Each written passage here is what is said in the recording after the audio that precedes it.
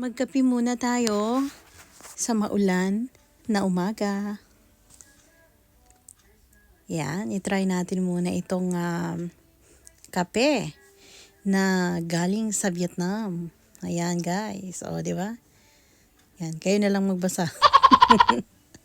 Ayan guys, at timplahin na nga natin. Lagyan natin ng kaunting gatas para masarap. And hot water, syempre. Ayan. Then, haluin mo mabuti. Yan lang guys. Next naman, mukhang masarap to. At syempre, kailangan i-flex ko yung aking gamit na tasa. Yan ang siblings mug. Kaya andyan ang aking mga kapatid. O, diba? Inom na tayo.